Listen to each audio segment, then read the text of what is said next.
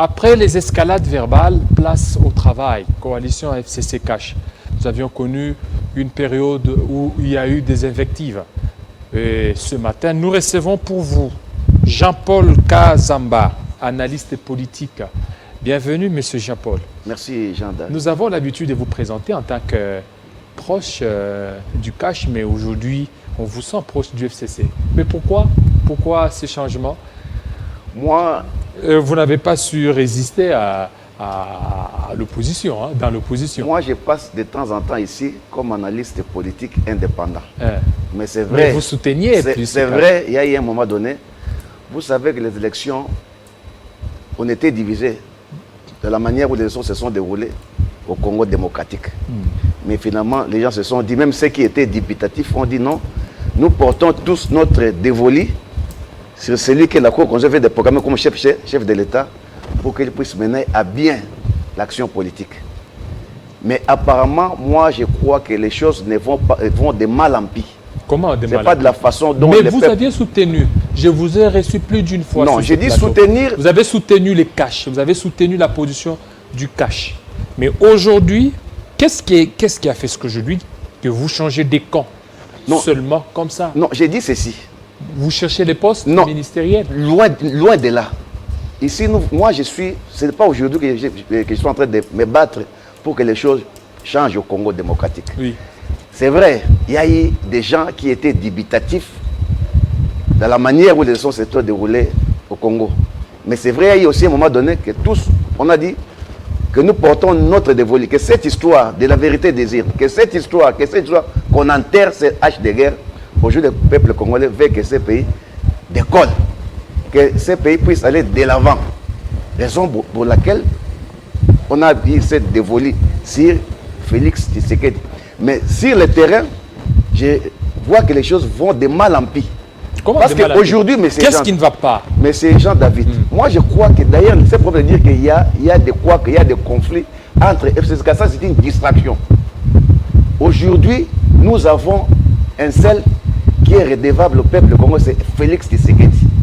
C'est lui qui est dans la gouverne de la chose publique. Ce n'est pas Kabila qui est à Kingakati. Moi, je crois que ça, ce sont des faux fouillants. Le fait de faire distraire le peuple pour dire que non, si ça ne marche pas, c'est parce que les FCC et les CAF ne sont pas des mêmes avis. Vous savez qu'il y a eu des alliances dans ces pays. Il y a eu ce qu'on appelait 1+4. Cela n'a pas empêché qu'on aille aux élections. Voilà, les 1+4, il y a eu Joseph Kabila qui s'est fait entourer de 4 vice-présidents. Disons qu'il y avait 5 présidents. Mais cela n'a pas empêché que ce Congo puisse avoir un atterrissage en douceur au travers des élections de 2006. Aujourd'hui, ce que nous voulons, vous savez que M. Jean-David, l'IDPS a commencé l'opposition vers les années 82. En fait, les patriotes étaient d'abord avec Mobutu. C'est vers les années 1982 qu'il y aura défection, qu'il va fonder ce parti, l'IDPS. L'IDPS a critiqué pendant 36 ans. C'était de bonnes guerres. Mais aujourd'hui, on dirait qu'on veut détourner la population pour critiquer ceux qui ne sont pas au pouvoir et qu'ils sont des saints. Vous savez, dans un système, William Lapierre, le politique, dit qu'un pouvoir sans rival, c'est des faits. Un pouvoir qui n'a pas d'opposition crée les germes de sa propre destruction. Monsieur Jean-Paul, aujourd'hui, Monsieur Jean-Paul, oui, avant que vous ne continuiez, vous avez dit les choses vont de mal en pis. On veut savoir, qu'est-ce qui ne va pas? C'est-à-dire que vous dites 2-3 choses, vous dites non, ça ne va pas. Mais en plus, c'est sur base de quoi vous dites cela? Mais quand je dis que les choses... Je reviens. Le président, jusque-là, il n'a qu'une année. Une année. Une année, ce n'est pas facile. Le Congo est vaste. Le Congo n'est pas la France, n'est pas le Rwanda, n'est pas le Burundi. Il y a beaucoup de chantiers ici. Quand même, il ne va pas faire un miracle. Monsieur Jean-David, le problème, c'est que dans des états normaux, un gouvernement est évalué 3 mois après. Si dans 24 mois, vous êtes incapable de faire quelque chose, je ne pense pas que dans 10 ans, vous ferez quelque chose. C'est dans 3 mois, dans 100 jours, où on peut évaluer un gouvernement. Mais si vous m'interdisez aujourd'hui d'évaluer un gouvernement, une année après, j'ai du mal à croire que 2 ans, 3 ans après, on fera quelque chose. Vous savez que ce que nous avons aujourd'hui, Tshisekedi Tshilombo n'a pas trouvé ce pays enterré. Non. C'est vrai, il y a eu un moment donné que ce pays a été détruit par Mobutu. Nous tous nous le reconnaissons. Mais il y a eu aussi un moment, Mosé, sautons un peu Mosé parce qu'il n'a pas fait longtemps, mais il y a eu Joseph qui est venu, qui n'a pas fait de miracles, c'est vrai. Que tout n'était pas rose, mais tout n'était pas rouge aussi. Il y a eu l'armée qui a été restructurée, il y a eu des soldats de transport qui n'existaient pas, mais qui étaient quand même, qui avaient repris du chemin, et tout ça. Ce qu'on demande aujourd'hui à Tshisekedi Félix, c'est pas qu'on puisse manger 3 fois par jour, comme de la baguette magique. Mais s'il a trouvé le peuple congolais mangeant une seule fois, le laisser manger une seule fois d'abord. S'il a trouvé le peuple congolais, les dollars à 16,500, on ne lui demande pas que le dollar soit rabattu à 15 ou à 10 000, mais qu'il laisse le dollar à 16 500. Mais ce sont les efforts. Mais quand on regarde dans tout ça, les efforts qu'il est en train de déployer lorsqu'il effectue des voyages, c'est pour faire appel aux investisseurs qu'ils viennent ici en RDC. Mais ça, c'est une très bonne chose, M. Jean-David. Mais moi, je crois que ce que nous avons comme souffrance aujourd'hui, ou ce que nous avons comme inflation, ce n'est pas toujours parce qu'il fait des déplacements, ce n'est pas parce qu'il y a orthodoxie, ce n'est pas parce qu'il y a austérité, non. Mais je crois plus parce qu'il y a aussi du gâchis. Vous savez, il y a eu ce qu'on appelait les 100 jours. Regarde aujourd'hui, ces 100 jours, il y a eu de l'argent qui a été décaissé. J'ai suivi le ministre des Finances qui a dit qu'il avait, le gouvernement avait au moins déboursé une affaire au moins de 70% sur ce qu'on doit effectuer comme travail sur les 100 jours. Mais sur le terrain, on remarque qu'il n'y a que 15% qui a été réalisé. Où sont partis les 55% autres de l'argent? Ça, ce sont des choses qu'on doit dire aussi à la population, mais c'est Jean-David. Et aussi, vous savez, il faut être un ingénieur de l'IBTP. Une école comme par exemple... Non, je voudrais vous dire une chose. Mais au niveau des au niveau de l'institution président de la République, M. Jean-David, il n'y a pas que des anges, mais je crois qu'il y a aussi des jouisseurs. Peut-être des gens qui sont venus pour s'enregistrer très vite. Selon vous. Imaginez-vous par exemple, il y a une école comme Mokengeli à Lemba, qu'on n'a pas construit, mais qu'on a réfectionné, c'est-à-dire qu'on a mis des tôles et la peinture. Ça va vous prendre 5 millions de dollars. 5 millions de dollars. Ça c'est de la surfacturation. Prenez comme par exemple l'école, l'école primaire de Kantiati. On vous présente une facture de 4 millions de dollars pour une réflexion. Donc moi je crois que M. Jean-David, ce que nous voulons aujourd'hui, il faut que les peuples soient regardants. Moi je crois que c'est une distraction aujourd'hui pour nous dire que non, si ça ne marche pas, c'est parce que les FCC les cachent, pour eux les cachent, ça ne marche pas. Mais écoutez, ça veut dire quoi tout ça? Il y a aussi un problème de blocage. Le pays est gouverné par une condition. Nous avons un président républicain. Monsieur Kazamba, il y a un problème de blocage. Si vous faites les constats, avant qu'il y ait l'investiture du gouvernement, l'évolution des sautes de moutons allait d'une manière progressive. Mais lorsque le gouvernement a été investi, les choses sont retardées.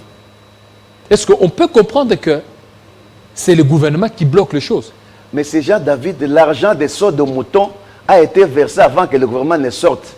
C'est ce qu'on appelait le programme de 100 jours. Oui, mais ce programme... Et le gouvernement, cet argent-là est géré au sein de la présidence de la République. Cet argent a été déboursé avant le gouvernement. Le gouvernement avait décaissé un montant plus de 70% pour la réalisation du programme de 100 jours. Mais sur le terrain, M. Jean-David, on remarque que jusqu'à il n'y a que 15% qui a été effectué sur les 70% qui a été déboursé. Vous savez, monsieur, il faut qu'on soit respectueux. Vous savez, dans ces pays, c'est vrai, on a eu des gens qui ont détruit, on a eu des ministres véreux. On a eu des ministres jouisseurs. Mais on a eu aussi quand même des ministres ou des premiers ministres qui ont quand même fait preuve de la bonne gouvernance, comme Matata Ponyo, par exemple. En comparaison avec Tibala ou Sami Badi Banga. Le ministre des Finances, vous voyez là, c'est El Gouli. C'est un poulet, c'est l'école Matata Ponyo. Mais il est... Imaginez, excusez-moi mon frère. Aujourd'hui, excusez-moi, je voudrais vous dire une chose. Excusez-moi. Vous savez, un ministre, sur le plan de la Constitution, dans l'article 93, le ministre est patron dans son département. Il a sa politique à lui, Jean-David. Lorsqu'un gouvernement vous débourse, par exemple, 70%, on vous donne aujourd'hui, par exemple, Jean-David, on vous donne 10 millions de dollars. Sur les 20 millions, on vous donne 10 millions. Bon, avec des gens, vous allez faire ça. Après, vous donne encore 10 millions. Vous venez d'abord, avant qu'on vous donne les 10 millions, les restes, il faut que vous puissiez justifier ce que vous avez fait avec les 10 millions. Mais lorsqu'on vous remarque que sur les 10 millions qu'on vous avait donné là, vous n'avez dépensé que 2 millions, mais où sont les 8 millions autres? Non, moi je crois. Cette histoire, M. Jean-David, ça c'est une distraction. Le fait de faire croire aux gens. Et il y a aussi des gens qui commettent des bêtises pareilles. Qui disent aujourd'hui, si ça ne marche pas, c'est parce que c'est Mobutu qui a détruit ce pays. Mobutu est parti il y a de cela 30 ans. Et vous commencez à parler de Mobutu. Aujourd'hui, Joseph est à Kingaka, ça fait une année, le pays est en train de se détruire. C'est Kabila. Donc c'est Kabila qui vous envoie de faire des surfacturations. Je vous ai donné l'exemple, par exemple, de l'école Mokengeli. Qui est une réflexion pour mettre la peinture, changer de tôle, ça va vous coûter 4 millions de dollars américains. Cette histoire, ça lorsqu'on parle par exemple de l'école Kantiati, on vous parle de 3 millions de dollars. Mais mais, vous savez, c'est bien beau de parler des chiffres comme ça, mais à un Congolais, d'abord renouer les débuts de mois, c'est tout un problème. Lorsqu'on parle de millions comme ça. Monsieur Kazamba, mais il y a un problème, c'est que ça c'est les rapports de l'ODEP. Et jusque-là, la présidence aussi a démenti. Il a dit que c'est un rapport qui est farfelu. Mais est-ce que c'est un problème de dire que c'est un rapport qui est farfelu ou nous avons une institution qu'on appelle l'IGF, l'inspection générale des finances. Cette structure a été créée depuis 1987 sous Mobutu. Ça ne date pas d'hier. Qui existe? Qui est là pour ça, pour le contrôle des finances publiques? Mais pourquoi l'IGF n'établit pas l'IGF dépend directement du président de la République. Effectivement. Vous comprenez? L'IGF est là. Ce n'est pas une question de venir à la télé et dire « Oh non, nous démentons ». C'est question, nous avons toute une structure de l'État qu'on appelle l'IGF qui existe. Qu'on ne veut pas que l'IGF fasse son travail. Vous savez, il y a un moment donné qu'il a eu même des bateaux dans les roues pour parler des histoires de 15 millions de dollars. Nous avons l'IGF qui est là pour ça. Nous avons un président de la République. Le président de la République, en tant que garant du bon fonctionnement de la décision, peut intimer même l'ordre au PGR d'instruire un dossier. Donc quand vous me posez la question, ils sont venus de mentir pour vous dire que c'est farfelu tout ça. Est-ce qu'on va gérer ces pays comme ça? Est-ce que maintenant, pendant ce temps, il faut toujours aller parler des mal de son partenaire? Parce que vous êtes dans une coalition. Étant dans une coalition, les linges sales doivent se laver en famille. Mais aujourd'hui, à vous entendre, c'est comme si vous ne mettez plus sur les mêmes zones. Est-ce que ici c'est un problème de linge sale qui se lave en famille, c'est un problème de la chose publique? Oui, la chose publique. Que tout le monde doit être regardant. Vous êtes dans une coalition. Il y a même un parlement. Non. Vous n'êtes pas dans une coalition. La coalition ne voudrait pas dire qu'il faut tolérer tout. Est-ce que qu'il faut tolérer qu'il y ait des gâchis, qu'il y ait la gabégie financière, Monsieur Kazamba, vous étiez opposant en 2017, en 2018. Vous étiez opposant. Je vous ai même reçu ici lorsque Félix Tshisekedi est devenu président. Vous étiez opposant. Oui. Et vous allez vous rendre compte que lorsque c'était le FCC ou la majorité présidentielle qui gouvernait, quand bien même il pouvait y avoir certaines choses, il avait ça entre eux. Il y avait des communicateurs. Mais pourquoi vous êtes dans la coalition? Vous ne parvenez pas à vous surpasser pour que quand même faire comprendre aux autres. Parce que votre problème n'oubliez pas que de laver le linge en famille, et de combattre ces antiques d'où qu'ils viennent. Non. Qu'ils viendraient du cash ou du FCC. Mais c'est que ça se fait, vous êtes en train de combattre. Non, vous combattez. Mais vous combattez en publiant cela sur la place publique. Mon cher frère, moi j'ai été toujours contre de cette opacité de la gestion de la chose publique. Ça ne peut pas être opaque, ça doit être transparent. Le peuple a droit. Vous savez que quand vous parlez de millions comme ça, vous savez que dans toutes les institutions publiques, sur les crédits alloués annuels, il y a eu des dépenses exigées dans une seule institution qui est l'institution président de la République. Ce n'est pas l'Assemblée nationale. L'institution président de la République est allée à exagérer ces dépenses jusqu'au niveau de 113%.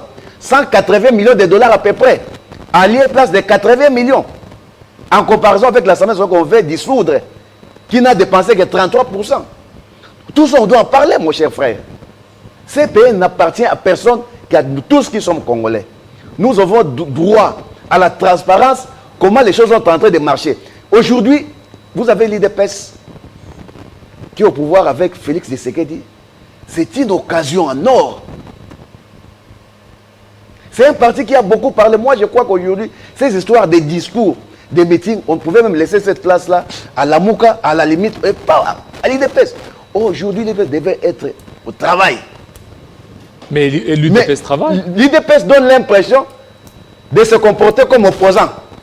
C'est-à-dire que ce n'est pas lui qui doit faire les comptes, mais les comptes, c'est Kingarat qui doit faire les comptes. Et le pouvoir Kingarat, c'est le Kingarat qui bloque. Vous, les peuples, si vous voulez demander, il faut demander. Mais si tel est le cas, il faut démissionner. Vous voulez par rapport à la... Non, écoutez. Vous voulez qui démissionne? Non, écoute. Kabound. Écoute, monsieur Jean-David. Vous savez qu'en France, le mandat du chef de l'État est de 5 ans, une fois renouvelable. Lorsque François Hollande a fait le premier mandat, il a réalisé que le résultat n'a pas été escompté par rapport à ce qu'il a promis au peuple français. Il n'a pas brigué le deuxième mandat, il s'est désisté. Alors que la loi lui autorisait, mais par moralité politique. Le chef d'État aujourd'hui est le père de la nation, il est le premier personnage. Aujourd'hui, lorsque toi tu n'as pas du courant chez toi, lorsque tu n'as pas de l'eau chez toi, on regarde le chef de l'État. C'est lui le père de la nation. Et maintenant, pour le moment, pendant ce temps, qu'est-ce qu'il faut faire pour apaiser les tensions de deux côtés? Non, c'est-à-dire que pour apaiser les tensions, il faut d'abord bannir ces histoires de complaisance, ces histoires de clientélisme, ces histoires des amitiés. Que tel est intouchable, parce qu'il est super directeur, parce qu'il est super ministre, parce que c'est lui qui a détourné 15 millions de dollars et parce qu'il est tel que la justice ne fasse pas son travail. Il y a aussi 200 parce millions. Parce qu'il est tel. 200 millions. Tout ça, mon cher frère, qu'on laisse la justice faire son travail, qu'on laisse l'IGF. Parce que les chefs de l'État, vous avez toute une panoplie, toute une marge de manœuvre pour que le pays avance, pour que toutes ces histoires soient bannies. L'IGF que vous venez d'évoquer est une série qui dépend directement du chef de l'État. Il suffit qu'il demande à l'IGF, à l'inspecteur aujourd'hui, va faire l'enquête par exemple sur cette histoire des sorts de moutons qui traînent. Ces chantiers qu'on a vu, il y a eu l'argent qui a été déboursé. Mais comment cet argent a été géré? Parce que selon DEP, on dit qu'ils n'ont fait que 15%. Où sont les 85% autres? Il faut des années, des enquêtes pour découvrir les détourneurs, Jean-David. Ou tout ça, c'est parce qu'il y a des couacs, parce qu'il n'y a pas entente entre FCC et Cash, raison pour laquelle l'IGS qui dépend directement du chef d'État ne sait pas faire son travail. Non, moi je crois que ce sont des choses, mon cher frère, qui fait très mal au cœur, sincèrement. Merci beaucoup, monsieur Jean-Paul Kazamba. Vous êtes analyste politique, je le répète encore, proche du FCC. Comme vous voulez. La politique est vraiment dynamique, monsieur Kazamba. Mais qui pouvait croire aujourd'hui que l'IDPS pouvait faire alliance avec le PPRD? Le secteur politique, c'est un secteur aléatoire. On ne sait pas faire la futurologie. Donc pour savoir ce que demain nous réserve. Les ennemis d'hier peuvent devenir vos amis aujourd'hui. Vous n'êtes pas retrouvé au niveau de Cash. Pourquoi vous Je ne me retrouve pas sur le plat de la gouvernance. Vous savez que ça fait vous savez que monsieur Jean-David, le peuple ne s'attendait pas qu'à la gratuité. D'ailleurs, moi j'étais enseignant. Ce qui a détruit l'éducation dans notre pays, c'est la modicité du salaire du corps enseignant. Ce n'est pas le Minerval. Mais par contre, ce Minerval va faire que les écoles vont devenir des usines de fabrication de chômeurs, mais des chômeurs qui, du reste, n'auront rien en tête. Parce que d'abord, les enseignants sont très mal payés. Ils se corrompent par les élèves par des 1000 francs et des 2000 parce qu'ils n'ont pas de salaire. Ce n'est pas le Minerval. La gratuité Minerval, oui, c'est bien. Mais ce n'est pas ça qui va résoudre le problème de l'éducation du Congo, qui est aujourd'hui au rabais sur l'échiquier international. Merci beaucoup, M. Jean-Paul Kazamba. Notre deuxième invité, c'est Jeannot Lompempe.